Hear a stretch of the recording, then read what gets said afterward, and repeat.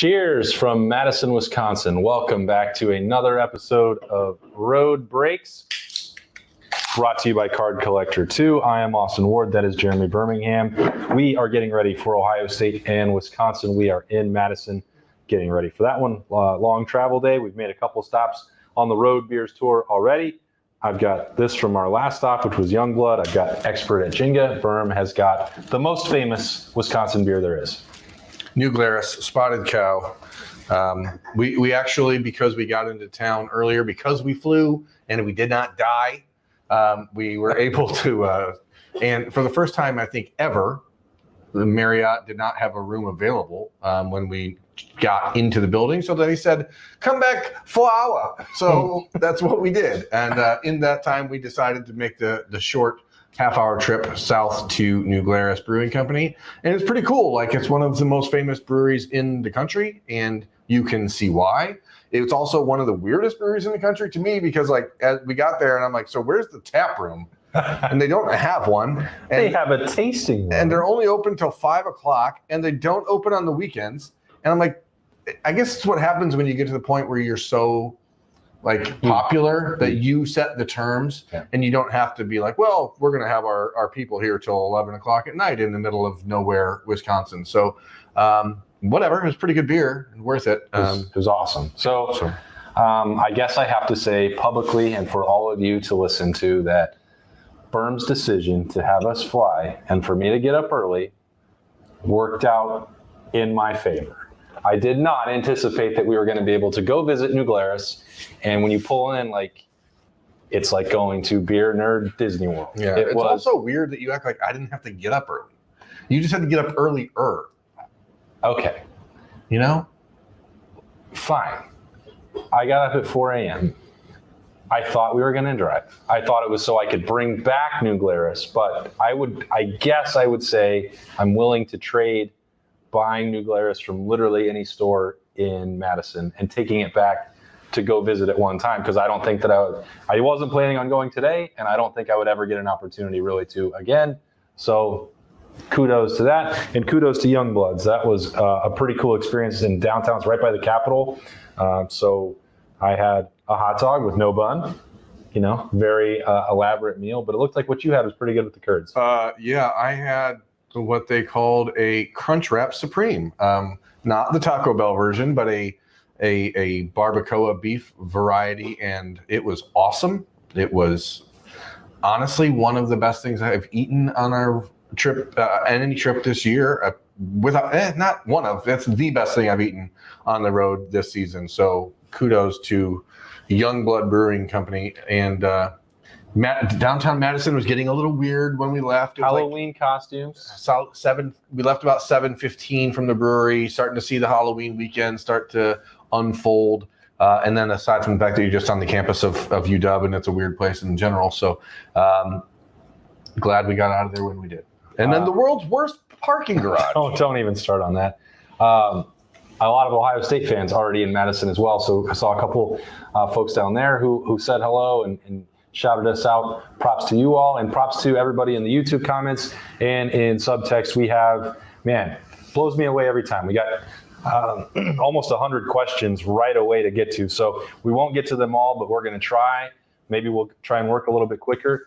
Ryan Johnson in Grove City, Card Collector 2, again, sent us with some Bowman Chrome University. So there are Ohio State licensed cards in here that we are going to break and dive into as we go.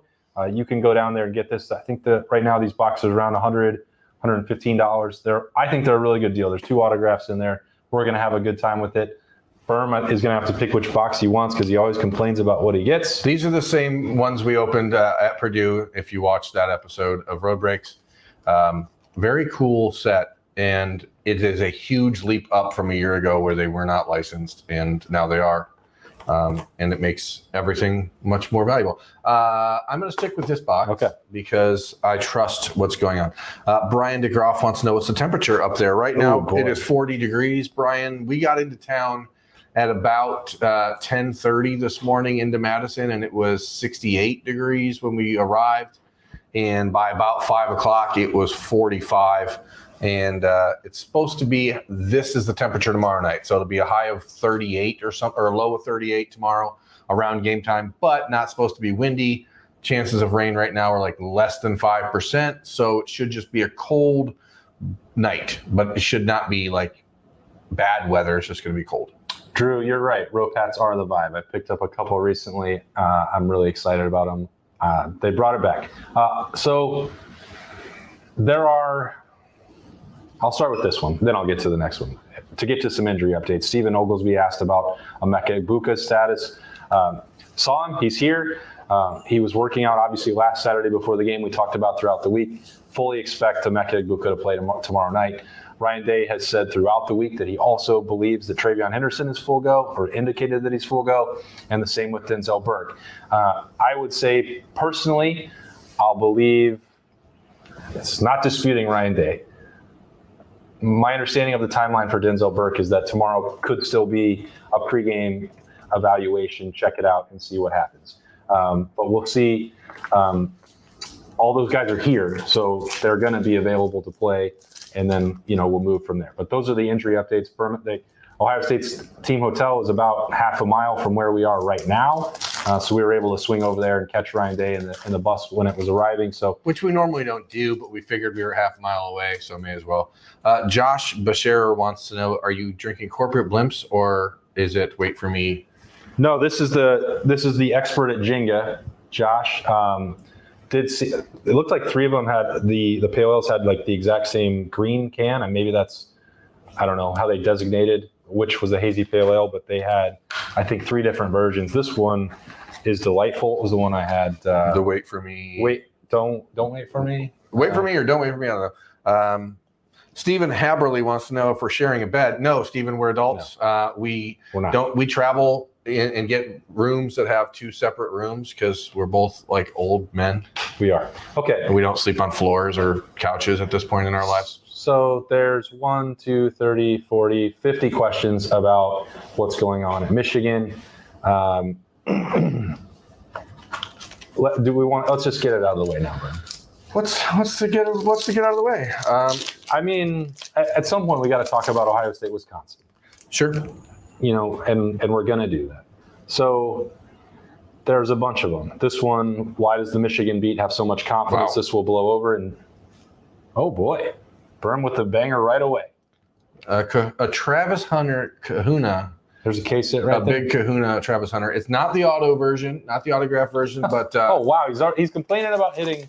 Which is a case hit of one of the hottest players in college football. Here's the funny thing. So when we opened these a couple weeks ago, I got what we thought was the case hit with a Harold Perkins. What's a case hit? Big kahuna, big kahuna, which is, a super short print card. Austin, 20 minutes later, pulls a big kahuna Harold Perkins that's autographed. So you got the better card, but he insists that I got the case hit when you got the better card. This one, however, is pretty sweet, and to pull it out of the first pack, that is a big win for the program right there, boys and girls. Yeah, you love to see that, especially that was the first pack? First pack. Wow. So there are a number of variations about this. Why does the Michigan beat have so much confidence this will blow over and Harbaugh won't be fired? Book title, Michigan Manifesto. So Maria with the first one. Don't have a name for the second one. If you could ask Connor Stallions one question right now, what would it be? What do Michigan commits think right now? Where will Stallions be in 10 years? What's going on with the sign stealing investigation? There's Why so are many. they so confident? Let's start there. Okay. Because everyone believes that the NCAA at its core is feckless and completely irrelevant. And so when you combine that with the typical Michigan arrogance, that is a recipe for feeling like you're not going to end up being busted for anything because everyone knows the NCAA is going to find some way to botch this. But like the second part of that is that the Michigan beat is almost certainly getting that information from one side. Yeah. And then the investigation, whether that's Big Ten sources, whether that's NCAA sources, whether that's other schools in the Big Ten, whether that's the broadcast partners who are also interested in this and wanting to protect the integrity of the game, whether that's gambling implications. There are way more people outside of Ann Arbor gathering information and talking about this case than seems to be going on in Ann Arbor where they are trying to pretend like it's not happening at all. Yeah, and it is happening, and it's a big deal. And we talked about it at length on the Wednesday morning's podcast daily. But I mean, the more the stuff comes out, they're going to eventually at some point find that Connor Stallions was at a game personally this year. That'll probably come out in the next few days. I'm surprised it hasn't already. There's very strong evidence to suggest that he was at the Michigan State Central Michigan game on the sideline of Central Michigan, there in person. ESPN on Friday night had another story about a Division III coach that he had been paying to scout games, including the Penn State Massachusetts game like 2 weeks ago. So, it's obviously very recent that this is all coming to light. And I think the fact that there's so much information out there right now, but yet notice of allegations or anything, which can't happen for 90 days.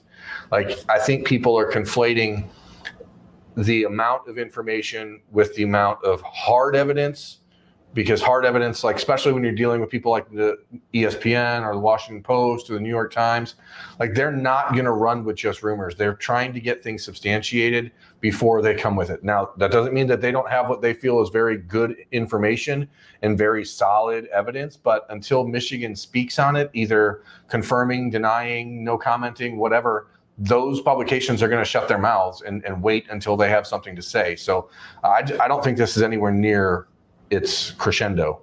Look at you, Mr. Journalism degree. It's big time. And this goes along those lines as well. I think this is from Drew. Would love to see Michigan go down, but isn't there a concern with how the information was gathered? A number of people asked something similar. Seems like someone hacked into the Michigan computers. A little ironic that someone seemed to steal information from the sign stealing. No. That just didn't happen. That's Michigan. That's not how that happened. Fantasy. There are investigations going on at Michigan that require the evaluation of their work computers. They had to turn that over. It was not a hack to find that information. They had to turn over this information. The best way that I could describe this without going into detail about what's happening with one person or another person is that they're looking at a separate issue, and then the people looking at that computer may have stumbled into this. It is not a sting operation or a hack from Columbus to Ann Arbor or Piscataway to Ann Arbor or East Lansing to Ann Arbor. There are legitimate professional investigators who are looking at these computers for reasons that were not tied to sign stealing or this cheating investigation that found this information and turned it over to the NCAA and the Big Ten. To suggest that it was hacked to prove it in reverse from Michigan, that's not my understanding of that in any way. That's probably what Michigan would like people to think, but that does not match reality. And I think any sort of common sense approach to this would tell you that that doesn't really hold up to any scrutiny. And it's also a big fat game of who cares how they got it. I realize that people were going to try to find a different angle to the story.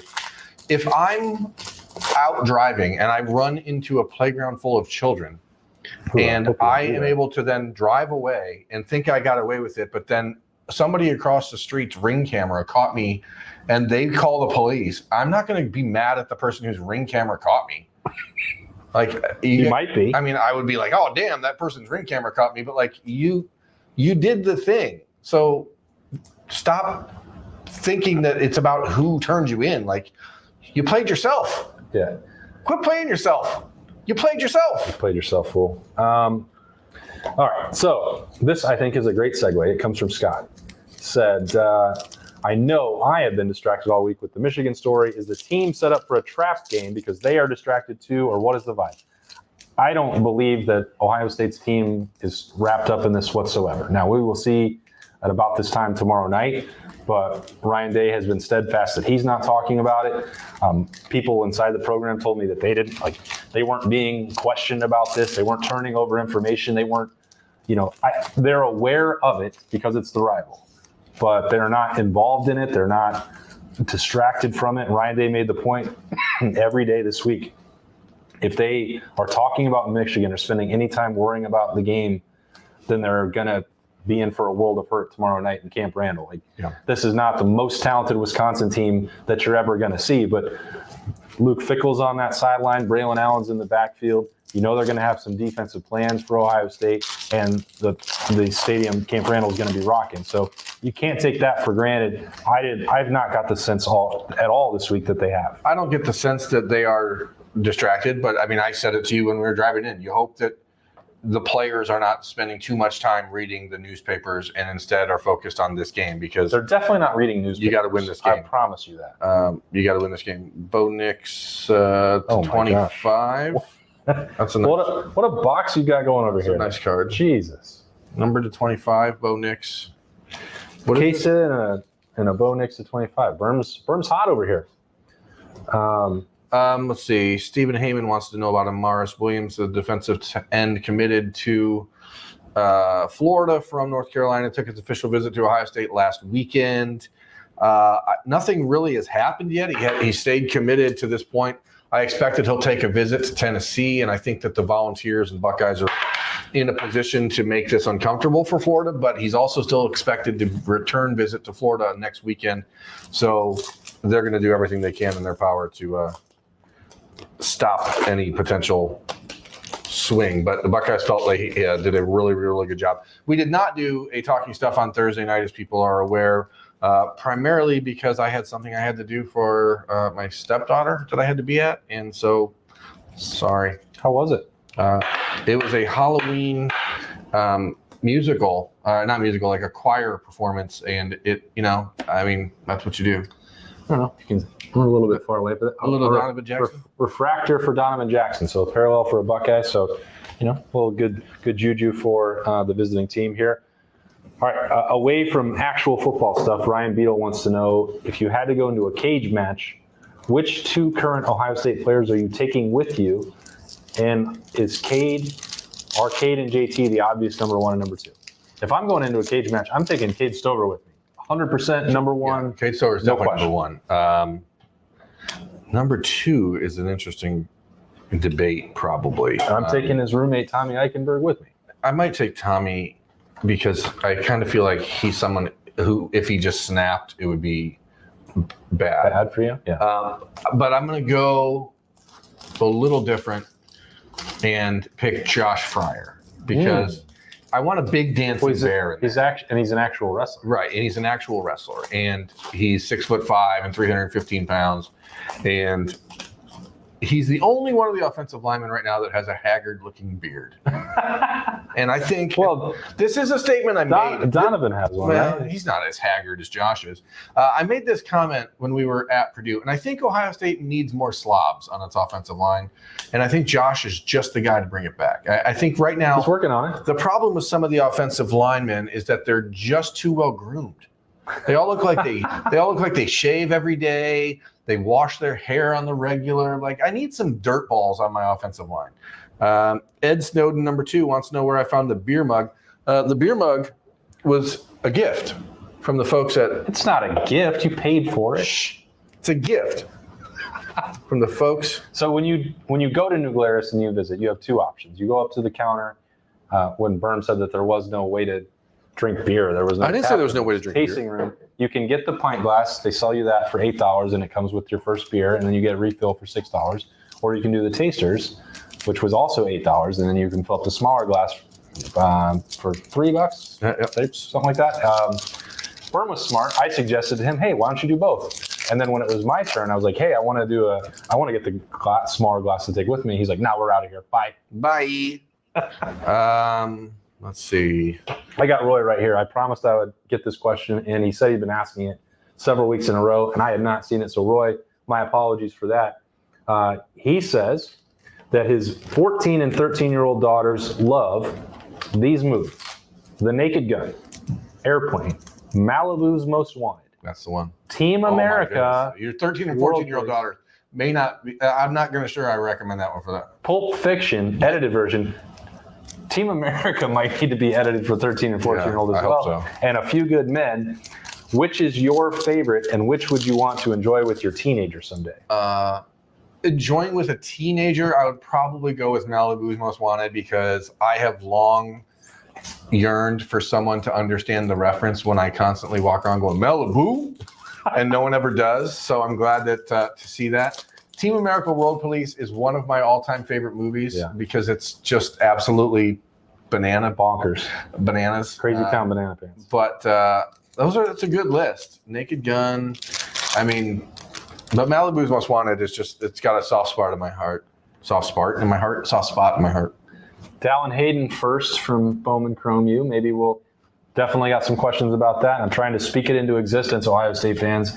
I think he needs 10 carries on Saturday. Travion, I think, should play. Even if he does, I think you've got to look at Dallin Hayden in some respects tomorrow. But boys' question for me out of that list, I'd say to watch with Liberty when she gets to that age. She's going to love Team America. Both Allie and I do as well. That movie is so hilarious. We quote that all the time, Berm and I in the car.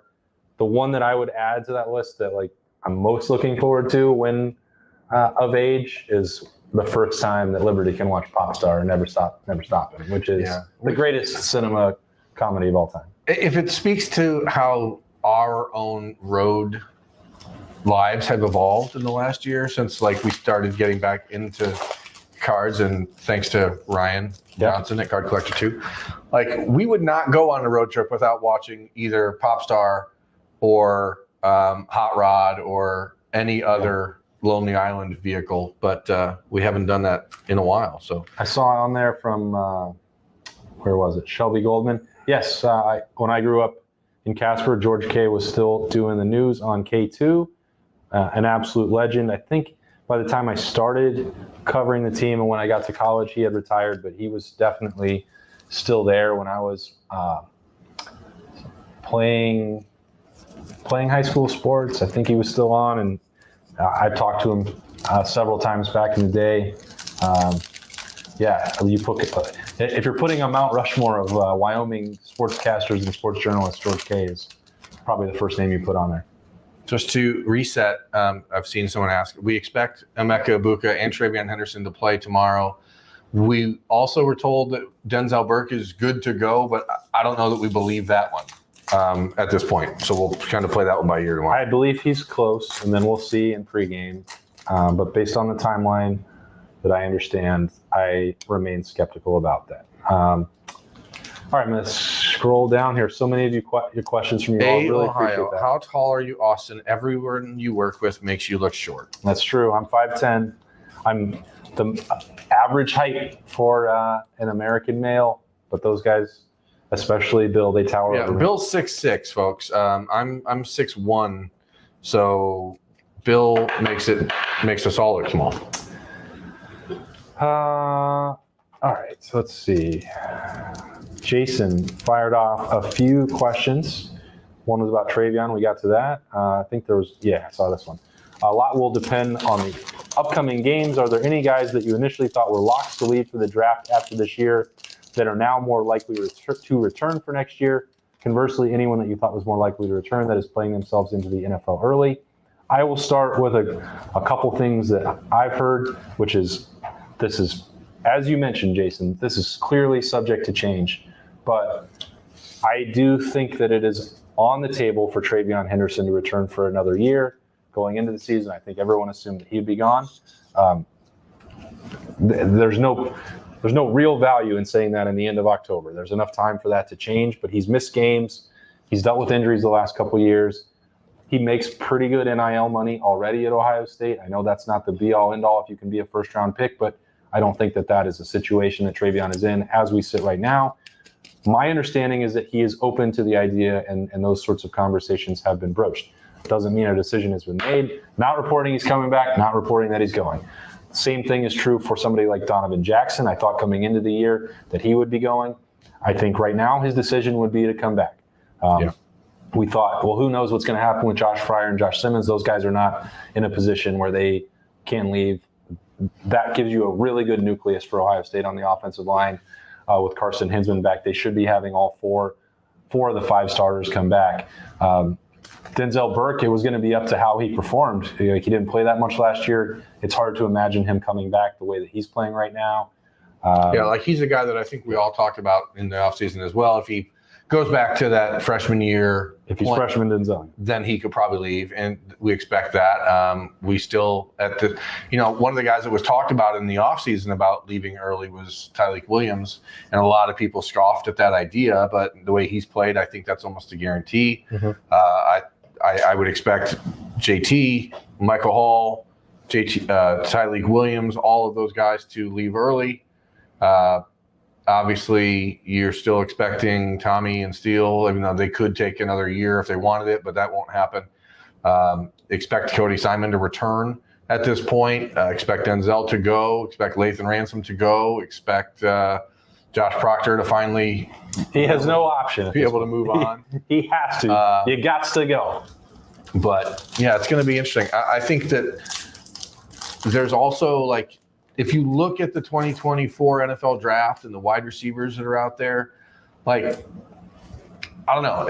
You could almost – I think personally Emeka Egbuka is going to be a round 1 pick. I know a lot of people that we've had in comments before do not agree with that, but I think that he would be a first-round pick. And if that's the case, it's hard not to go. But there's at least a scenario where you could see him returning in a way that similar to what Chris Olave did for the 2020 season. Yeah, and I think that there's a lot of similarity in the mindset between Chris Olave and Emeka. So, if you're a fringe, and the situation is not even the same for Emeka, because Emeka can say, hey, is there an NIL package that I'm probably pick 25 to 32? Yeah, and hell, USC tried to pay a butt ton of money in the last year. So, I mean, that was Marvin Harrison, not Emeka Egbuka. And the point is, they can make that more appealing. I think that's been one of the biggest benefits for NIL is it's at least a conversation. We talked about this in January with CJ Stroud. That was a difference of, $3 and $4 million and $35 million in generational money. That was not going to happen. But the same was true for Paris Johnson. If he wasn't going to be a top 10 pick, is there a package that would make it appealing? You put that stuff on the table, and then you listen to the as much as you can before you make that decision, January 15th or 17th or whatever it is. Emeka may be a candidate that's on the fence that they could maybe persuade for that, because he may have an upside to returning. But again, he hasn't played in the last couple of weeks, and he could change all this with another breakout game tomorrow night if he's fully healthy. Will just throw this in there. He says, do you think there's any chance Ohio State hired the private firm that investigated Michigan? I do not. I don't, but I don't care if they did, because who cares? I don't care who gets the person who broke the rules in trouble. The person who broke the rules is who got the trouble. First auto of the day is Grant Wells, Virginia Tech quarterback. This is sort of one of the things that you just get frustrated by. It's to 75, because it's the same one I got 2 weeks ago. You didn't get one? You got it to 75? No, I got an unnumbered one 2 weeks ago, but same guy. Okay. Virginia Tech's quarterback isn't setting the world on fire. Way more questions. What beers did you have at New Glarus? I had the 2 women, Josh Weeding. I'm sorry if I messed that up. I had the 2 women in the UFTA. I had Spotted Cow, the 2 women, I don't know. I don't even remember. Andrew's looking for some prop bets. Over under tomorrow. I think this person was probably shopping on DK. He's got McCord passing touchdowns 2.5. Okay, second auto, much better. Oh my God! Again? The likely Heisman Trophy winner, Michael Penix. He's not the likely Heisman Trophy winner. Did you watch him last week? He's still going to be the Heisman Trophy. No, he's not. Did you watch him? He's still a top 3 pick in the Heisman. So I'll take it. Can you pay me right now for saying Quinn Ewers was going to win the Heisman? Quinn Ewers has been hurt, and was he going to win it anyway? The bet has been taken off the board. That's not how that works. Everyone, come on. Oh my God. So Penix to 499 auto, pretty nice. You saw him turn it over 3 times in the first half against Arizona State, correct? They would have lost the game without a defensive touchdown from a defense that's what we're talking about here is... I want you to be excited about your I'm excited. That's a big hit. But he's not going to win the Heisman. Look, man, there's 3 people right now who can win the Heisman, and he's one of them. Yeah, Marvin's going to win the Heisman. Marvin and J.J. McCarthy. And J.J. McCarthy's not going to be chosen by people because his team's a bunch of cheaters. Yeah, he might not play another game. Listen, folks, you're talking about if Michigan decided to fire Jim Harbaugh The coach that I think you'd have to look for and worry about is Lance Leopold at Kansas. Okay, that's my choice. And I think Your choice? Like, I'm not going to ask for your choice. I know, but I think that's who would be a good choice for them. I choose Rich Rod. And I would be not wanting that. Joe Birmingham, where's the outrage that Marvin isn't even being talked about for the Heisman? He's moved up. His odds changed like. He is being talked about now. And outrage is not the word, perhaps. But I did ask Ryan Day about that on Wednesday night after practice because I thought it was interesting that it was unprompted that he brought up the best college football player in the country. There's no way that there's three better players, wide receivers, than Marvin Harrison. And I thought that it wasn't odd, but I hadn't really thought about it because I think the midseason All-American stuff is kind of nonsense and doesn't matter. But it does matter to, coaches and recruiters that their guys get the respect they deserve. And I said, Ryan, did you say that like intentionally because you felt like he's not appreciated enough outside the Woody Hayes Athletic Center? He said, no. But then he said, I think he should definitely be in the Heisman race. And I'm like, well, I didn't say the Heisman. Yeah. I mean, Ohio State thinks that highly of him. And of course, they're biased. That's their guy. They're going to push in for the award. That's understandable.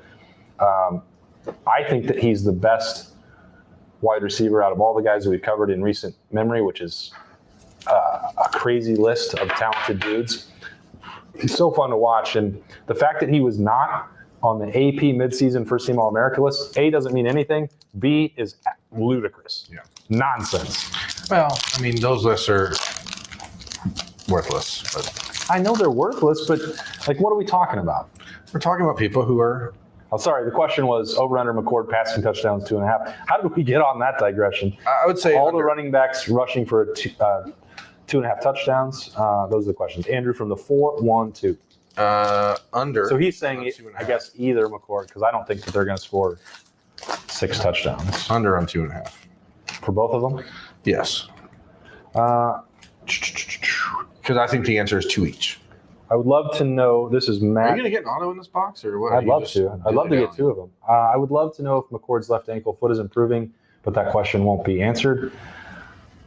I've talked to people around the program. I've talked with Kyle. He does not think that it's limiting him.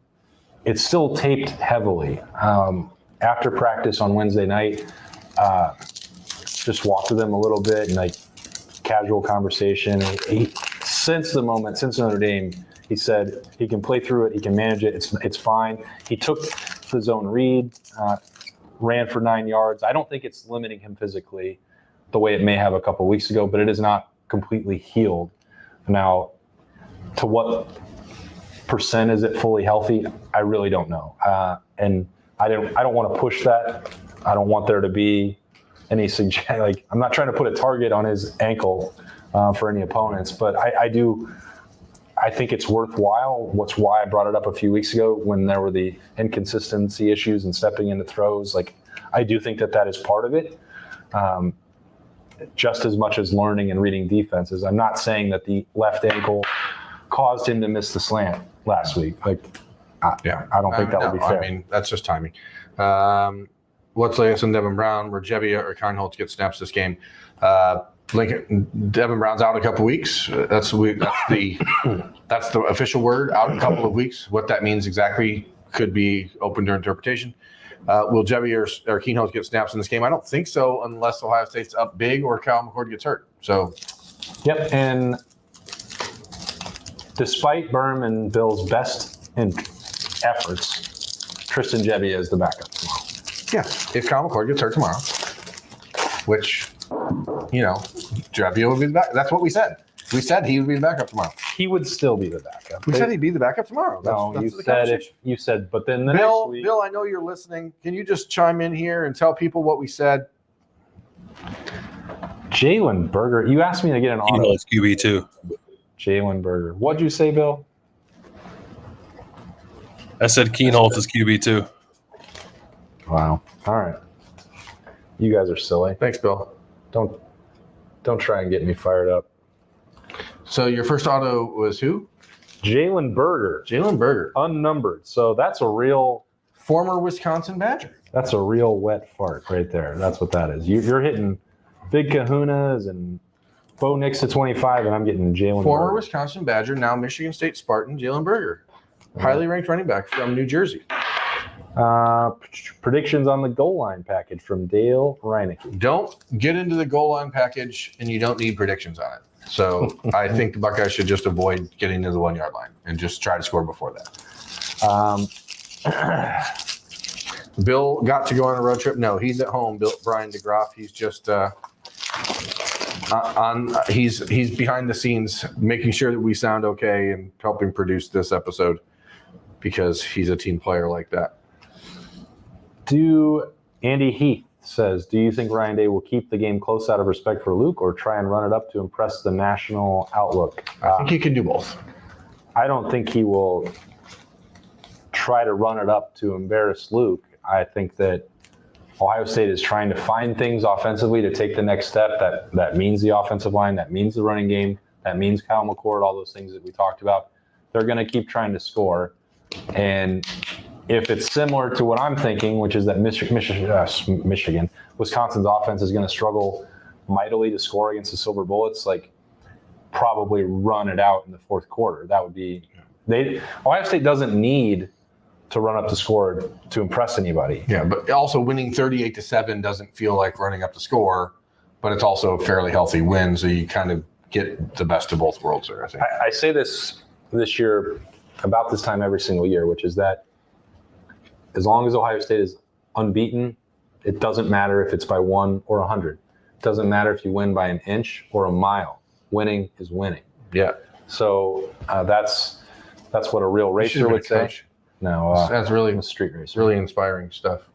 I mean, La Familia. Never go against the family. Yeah, ride or die. So, do you guys know that Austin's favorite movie series is the Fast and the Furious series?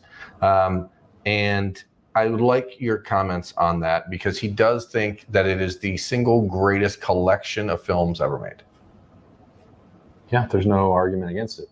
Okay. What do you think is the best series of movies? I don't judge things as series, but if I was, it's the Lord of the Rings. No, come on. I mean, the first three, not the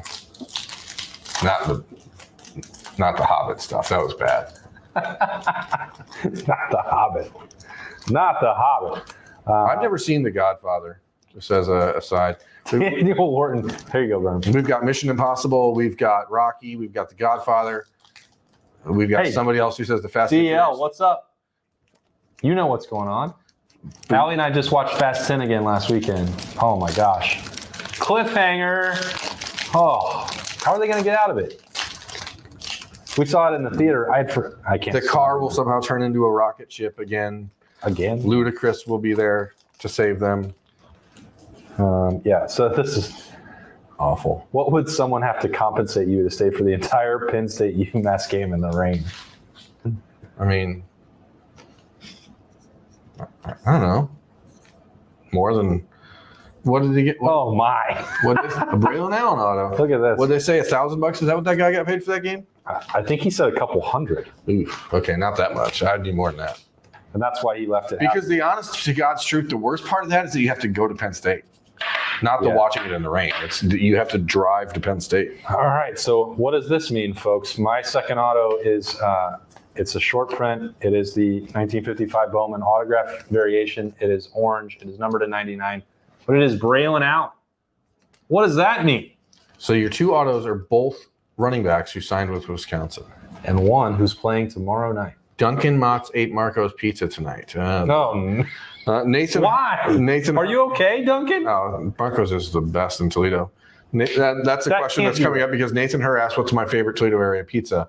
And people already know? No, I mean, Marco's is like the best at home. I think it's just called Brothers Pizza over on UT's campus. It is really, really good. It's excellent pizza. So you should go there if you've never gone to. I'm pretty sure it's called Brothers. And Duncan, don't feel bad about wanting Marco's Pizza. Okay, my favorite Toledo pizza used to be Bambino's Pizza and Subs. How may I help you? That place was crazy back when I was younger. They used to be really, really good. Ed Snowden says I frequent Papa John's. That's false. That's a bald-faced lie. Hey, Ohio. I appreciate your comment. If the Fast and Furious is your favorite series, you should be wearing Jinko jeans. Touche. I don't feel any shame about it. It is true popcorn cinema at its finest. I know what it is. I'm not. People that said The Godfather. I'm not trying to put it up for an Oscar and Best Picture award. I'm not asking. Vin Diesel wants that, but I don't suggest it. He's not the best actor. I thought Vin Diesel was better in the Guardians of the Galaxy than he was in all of the Fast and the Furious movies, and he has one line. It's the inflection, Berm. He's a great character actor. All of his characters are the same. Eric Seeds, best city for road beers. What do you think? This is up there. Madison is up there. I mean, we spend so many times having road beers in Indianapolis that it's somewhat stale. But as far as variety and different, and the scenery, I don't mean that in check out the scenery. I mean, wow, it's really beautiful around here. It's pretty nice. That drive to New Glarus was peaceful. I felt Serene, yeah, tranquil, yeah, all that stuff. They had a really nice place out back behind. I don't know. It looked like an ancient Swiss chalet, right? I don't know how to describe it. And then you could go out. You've back. got a lot of packs left. I have 3. Well, I mean, I'm just having a good time talking tonight. I don't know. But you've already got both your autos. Comment on our center. His name hasn't come up much, assuming that's because he's playing well. Carson Hinsman's played okay. He's certainly had his ups and downs. I think that for a young guy, it's what you expect. He's not your fire plug center, the Whippler 6'3", 290 pound. He's a little bit taller, thinner. It's a little different style of player than Ohio State's had at the position in the last few years. But I don't think he's been bad. I honestly believe, and Bill was saying this throughout the week, you could make an argument that outside of Western Kentucky, which that game means very little in the big picture of things, as far as evaluating what Ohio State's done, they probably played their best game as an offensive line unit against Penn State. So that's a pretty big plus. Emily Lewis wants to know. She says that her daughter is applying, or their daughter is applying to Wisconsin, Ohio State, Indiana, and Michigan. So all about the Big Ten. How would you rank the college towns in the overall vibe? Excuse me. For me personally, I like that Ohio State is a city with a college town inside it. I love living there. I wouldn't want to be anywhere else. Madison is great. Bloomington is great for college, although it's a little bit, I don't know, too far off the beaten path. There's nothing really else to do there. Ann Arbor, I actually think Ann Arbor. I didn't get that. What? Could you try again? Siri's did not get the Ann Arbor Yeah. thing. I like visiting there. I don't know that I would want to go to college there. North till you smell it, west till you step in it. I think the answer is Wisconsin or Ohio State. And then the weather has to play into that. Columbus is the San Diego of the Midwest now. So you have the city vibe, you have a college, massive college campus, plenty to do. You have the Columbus Crew and the Blue Jackets to go watch when you're not at Buckeyes games. You have 50 craft breweries around. I mean, your daughter's a couple years away from legally drinking, I suppose, so maybe I don't need to say that, but that would be the choice for me. It'd be down to those two, and Columbus would be the place for me. I had a chance to leave, didn't want to. I love living in Columbus. A nice purple refractor of Cooper DeJean. Cooper DeJean? Cooper DeJean. That's maybe the best That's how they quarterback say? in college. I believe that's how they say it. Julien. Julien. The French say Julien. I'm done with my box, bro. Okay. So let's go to the questions. I don't know. We can go faster, I suppose, but We're just chit-chatting. We're just chatty Cathy's. I know. I've had a good day. I didn't think I was going to when I got up this morning. I'll tell you that for sure. Where should I take the family before their first game? My wife got us tickets to the Minnesota game. I've never taken kiddos. I mean, are you talking Duncan? Are you talking about where should you go in the course of an Ohio State game day, or in Columbus? Because that sort of changes the.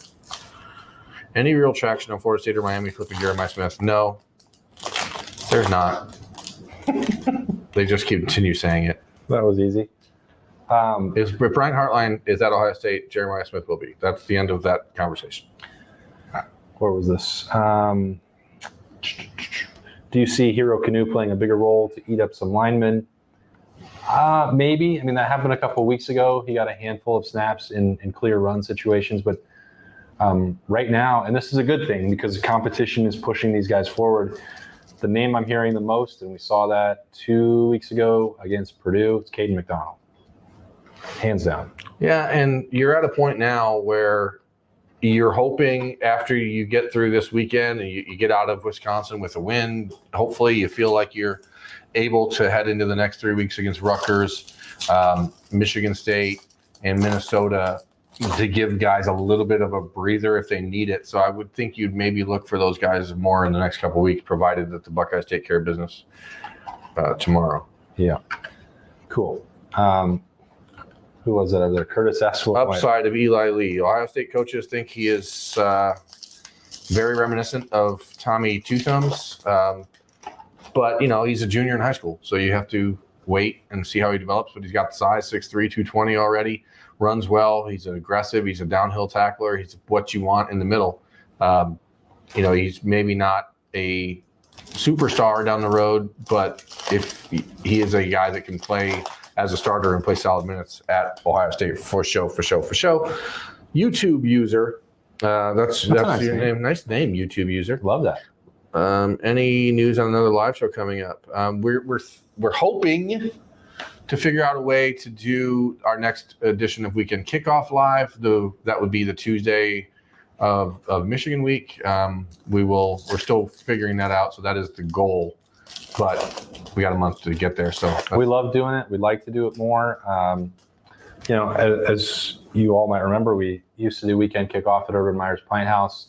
It was cool to have fans out for that. It was difficult to do that for every single week, and we know that not every game has the same importance. So we've tried to narrow that down and add it to the really big games. We thought that the preseason show at Land Grant was great. We'd love to continue to do that if we can, and that's what we intend to do. There are other options besides Land Grant, but it was really nice with that setup. I think the people that came had a good time.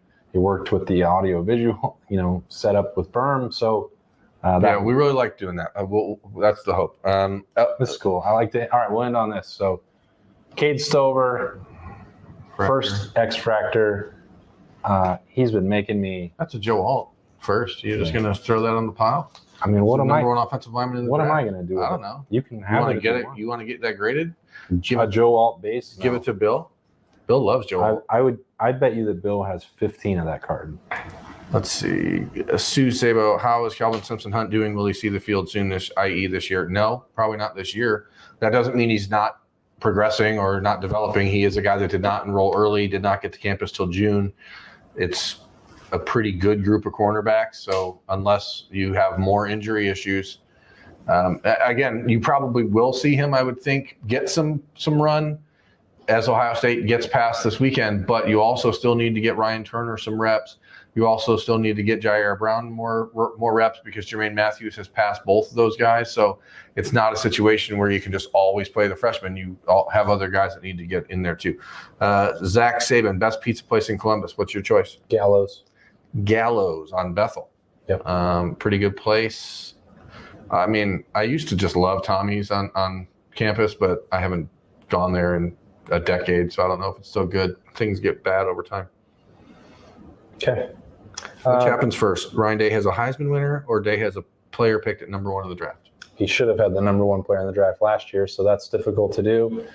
I think Marvin, if he stays healthy down the stretch, I believe that he's going to win the Heisman. The rate that he's going, the opportunities that they have in the next several weeks to really throw up some numbers for him, especially as Kyle McCord continues to grow. If he stays on that path, it can be scary. See, this is where this whole sign stealing thing pisses me off to a level that, like, it shouldn't. It's not a personal thing.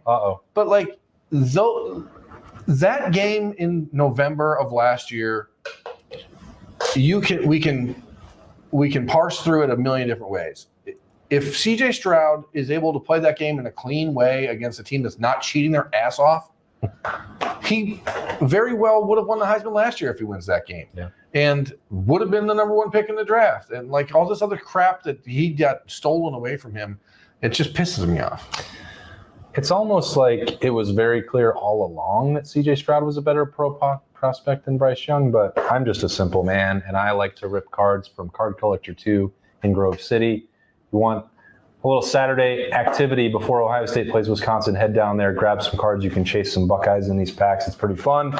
We enjoy it. We're big-time collectors of all football, but we love college football, and we're excited to cover a game at Camp Randall tonight.